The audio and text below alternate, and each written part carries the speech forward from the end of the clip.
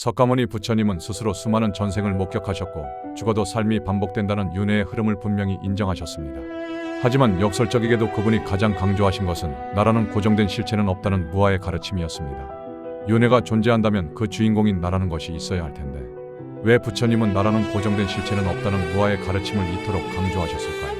그 해답은 현대의 수많은 임사체험과 환생 기억자들의 사례, 그리고 고대 티베트 불교의 사자의 설을 통해 유추해 볼 수 있습니다. 현대의 임사체험 사례자나 환생 기억자들은 이런 현상들을 증언합니다. 죽음을 맞이한 망자는 먼저 자신의 지난 삶을 파노라마처럼 되돌아보는 라이프 리뷰를 경험합니다. 그리고 이 과정이 끝나면 인자한 존재가 나타나 망자에게 이렇게 묻습니다. 당신의 지난 삶으로 인해 얼마나 많은 고통이 생겼는지 보았나요?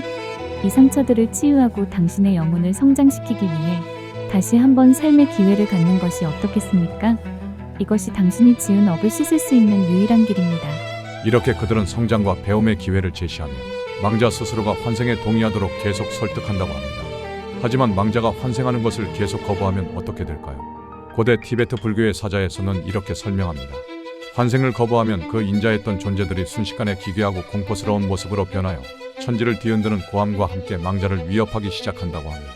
그럼 극한의 공포에 몰린 망자는 결국 그 공포를 피하기 위해 눈앞의 찬란한 빛, 즉 윤회의 문 속으로 스스로 뛰어들게 된다고 합니다. 하지만 중요한 건 사후세계에서 만나는 존재들은 망자를 강제로 윤회시킬 수 없으며 어떻게든 망자 스스로 윤회에 동의하게 만든다는 점입니다.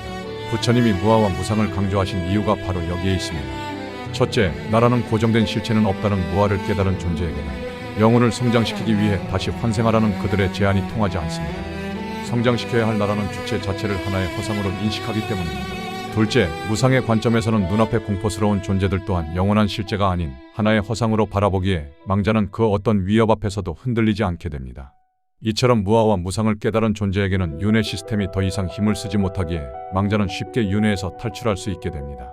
그리고 무아와 함께 중요한 것이 평소에 업을 만들지 않는 것입니다. 업은 단순한 인과응보를 넘어 우리를 다시 윤회를 하게 만드는 설득의 명분이 됩니다. 너가 살면서 이런 잘못을 저질렀으니 다음 생에 갚아야 하지 않겠니? 이런 설득 앞에서 우리는 윤회를 거부할 수가 없습니다. 그래서 애초에 업을 짓지 말라고 부처님께서 강조하신 겁니다. 결국 무아와 무상을 깨닫고 업을 남기지 않는 존재는 윤회의 수레바퀴에서 내려와 진정한 자유, 즉 열반에 이르게 됩니다.